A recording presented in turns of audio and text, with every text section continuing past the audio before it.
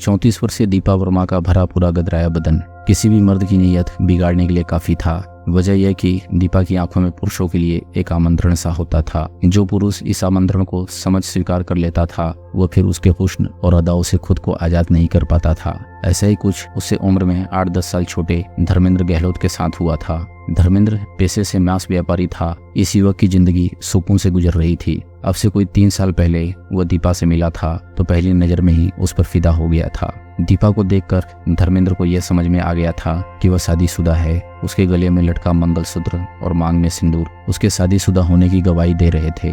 दीपा की साड़ियों पर फाल लगाने और पिको करने की छोटी सी दुकान थी जिससे उसे ठीक ठाक आमदनी हो जाती थी। करीब 3 साल पहले एक दिन धर्मेंद्र पत्नी दीपा को अपनी साड़ी में फॉल लगवाने और पिको करने के लिए दे आई थी। उसे वहां से साड़ी लाने का टाइम नहीं मिल पा रहा था, इसलिए उसने साड़ी लाने के लिए अपने पति धर्मेंद्र को भेज दिया। जब धर्मेंद्र दीपा की दुकान पर पहुंचा तो बेइंतहा खूबसूरत दीपा को देखता ही रह गया। दीपा में कुछ तो बात थी जो उसे देख धर्मेंद्र का दिल जोर से धड़कने लगा था। सामान्यतः बातचीत के बाद साड़ी लेकर जब उसने दीपा को पैसे दिए तो उसकी हथेली एक खास अंदाज में दबाने से वह खुद को रोक नहीं पाया।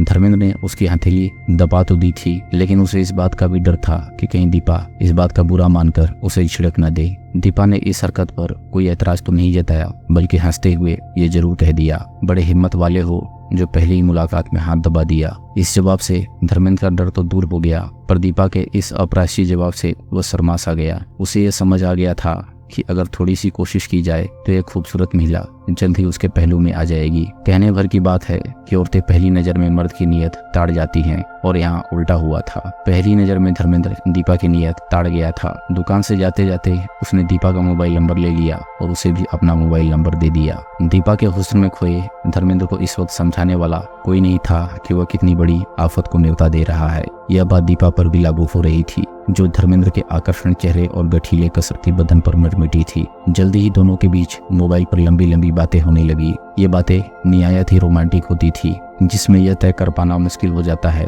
कि कौन किसको बहका और उकसा रहा है।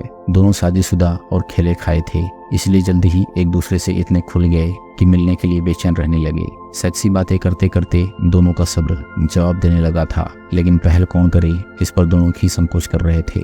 धर्मेंद्र ने पहल नहीं की तो एक दिन दीपा ने उसे फोन पर आमंत्रण भरा ताना मारा, फोन पर ही सब कुछ करते रहोगे या फिर कभी मिलोगे भी। बात अंधा क्या चाहे दो आंखें वाली बात थी। सो धर्मेंद्र ने मौका न गंवाते हुए कहा, आ जाओ आज ही मिलते हैं महाकाल मंदिर के पास। इस मासूमियत पर दीपा जोर से हंसकर बोली, मंदिर में क्यों, मुझसे भजन करवाना है। एक काम करो, तुम मेरे घर आ जाओ। दीपा ने सिर्फ कहा ही नहीं बल्कि उसे अपने घर का पता भी दे दिया। अब कहने सुनने और सोचने को कुछ नहीं बचा था। धर्मेंद्र को तो मानो पर उगाए थे। वह बिना वक्त गंवाए दीपा के घर पहुंच गया, जहां वह सज संवर कर उसका इंतजार कर रही थी। दरवाजा खुलते ही उसने दीपा को देखा तो अपने होश खो बैठा। एक निहायत खूबसूरत महिला उस पर अपना सब कुछ न्यौछावर करने को तैयार थी, वो भी बगैर किसी मांग या खुदगर्जी के। यह ख्याल ही धर्मेंद्र को और मर्द बनाए दे रहा था। दरवाजा बंद होते ही दोनों एक दूसरे से कुछ इस तरह से लिपटे कि लंबे वक्त तक अलग ही नहीं हुए, और अलग हुए तो एक अलग दुनिया में थे, जहाँ भला बुरा, नैतिक अनैतिक, जायज नाजायज कुछ नहीं होता।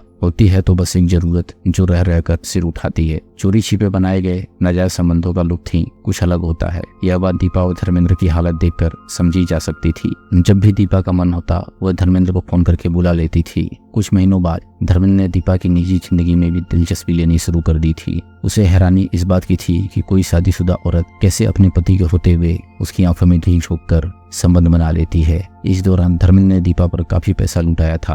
अपनी निजी जिंदगी से ताल्लुक रखते सवालों पर दीपा ज्यादा दिन खामोश नहीं रह पाई और उसने आधी सच्ची और आधी झूठी कहानी धर्मेंद्र को यह बताई कि उसके पति का नाम दिलीप शर्मा है, जो नजदीक के गांव में खेती करते हैं और कांग्रेस पार्टी से जुड़े हुए हैं। जाने क्यों धर्मेंद्र को दीपा झूठ बोलती लगी। अब उसके सामने दिक्कत यह थी कि वह अपनी मर्जी या जरूरत के मुताबिक दीपा के पास नहीं जा सकता था, क्योंकि उसका पति दिलीप कभी भी आ सकता था। दीपा का बोला हुआ जो झूठ धर्मेंद्र के दिलो दिमाग में खटक रहा था वह जल्द ही सामने आ गया। पता चला कि दिलीप शर्मा उसका असली पति नहीं है, बल्कि वह दिल्ली की रखेल है, जिसे आजकल की भाषा में लिव इन कहा जाता है। यह खुलासा धर्मेंद्र के लिए एक तरह से झटका ही था, लेकिन जल्द ही इसका भी तोड़ निकल आया। इस दिलचस्प तोड़ या समाधान को समझने से पहले दीपा की गुजरी जिंदगी जानना जरूरी है। जिसे देखकर कहा जा सकता है कि वह एक बदकिस्मत औरत थी। हालांकि इस बदकिस्मती की एक हद तक जिम्मेदार भी वह खुद भी थी। दीपा एक मामूली से परिवार में पैदा हुई थी। कुदरत ने दीपा पर मेहरबान होते हुए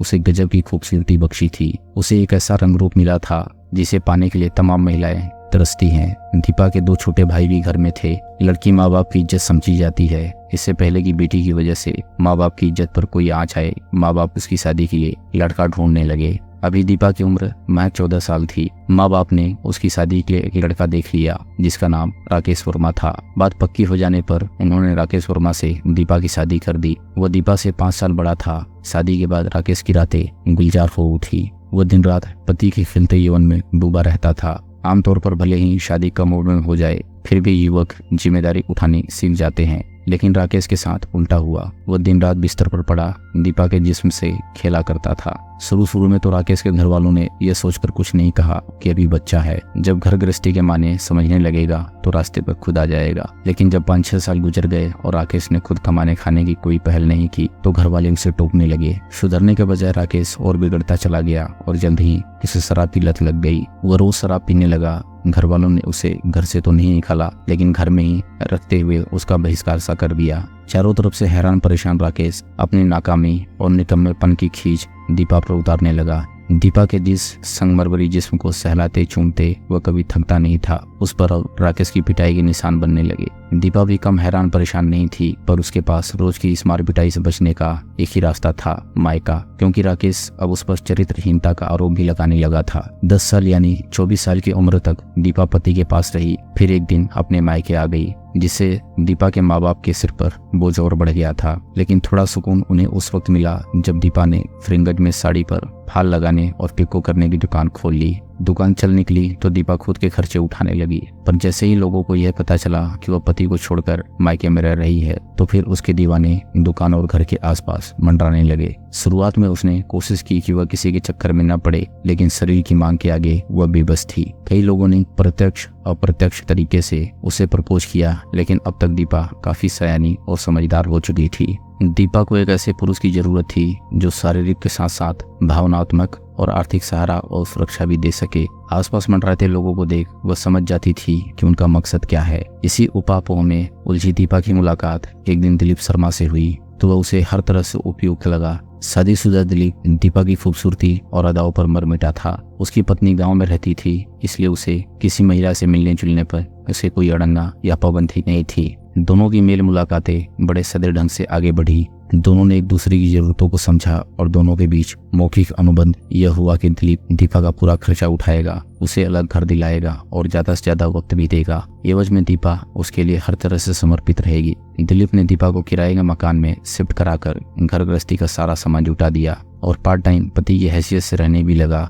दिलीप के पास पैसों की कमी नहीं थी। दीपा के साथ दूसरा फायदा उसे यह था कि उसे पारिवारिक और सामाजिक जिंदगी और प्रतिष्ठा पर कोई आंच नहीं आ रही थी। लिव इन के ये 8 साल अच्छे से कटे, लेकिन जैसा कि आमतौर पर ऐसे मामलों में होता है, इन लोगों के साथ भी हुआ। दिलीप का दिल दीपा से भरने लगा तो उसने उसके पास आना कम कर दिया, पर अपने इस वादे पर वह कायम रहा कि जिंदगी भर दीपा का खर्च उठाएगा। दीपा समझ रही थी कि प्रेमी का मन उससे भर चला है, लेकिन अभी पूरी तरह उचटा नहीं है। पर दिक्कत यह थी कि 14 साल की उम्र से ही सेक्स की आदी हो जाने के कारण वह अक्सर रोजाना ही सेक्स चाहती थी, जो दिलीप के लिए संभव नहीं था। पर पड़ोसियों का माथा उस वक्त ठनका जब कई अनजान युवक दीपा के पास दिलीप की गैर मौजूदगी में आने जाने लगे। आजकल बिना वजह कोई किसी के फटे में टांग नहीं अड़ाना चाहता, इसलिए लोगों ने दीपा से कहा कुछ नहीं, बस देखते रहते थे। दिलीप को इस बात की भनक थी, इसलिए उसने दीपा को समझाया कि वह फालतू लोगों का अपने यहाँ आना जाना बंद करे, लेकिन दीपा नहीं मानी। दिलीप ने भी उसे कोई जबरदस्ती नहीं की। दिलीप को अब दीपा से ज्यादा अपनी इज्जत की चिंता होने लगी थी। ये सारी बातें जब धर्मेंद्र को पता चली तो वह बहुत दिनों तक नहीं तिलमिलाया। दिलीप दीपा का पति नहीं है, यह जानकर उसे खुशी ही हुई। हैरत अंगेज तरीके से जल्द ही धर्मेंद्र और दिलीप में दोस्ती हो गई और दोनों दीपा के साथ बैठकर दारू चिकन की दावत उड़ाने लगे। अब दीपा 2 आशिकों की हो गई थी, जो उसे लेकर बजाय आपस में झगड़ने के उसे साझा कर रहे थे, पर वह यह नहीं समझ पा रही थी कि दोनों उसके शरीर और जवानी को भोग रहे हैं। दोनों में से कोई उसे प्यार नहीं करता। धर्मेंद्र और दिलीप को सहूलियत यह थी कि दीपा अब किसी एक पर भार नहीं थी। दोस्तों, अगर आपको कहानी पसंद आ रही हो तो वीडियो को लाइक करें और चैनल को सब्सक्राइब करें। हम ऐसी मजेदार कहानियां आपके लिए लाते रहेंगे।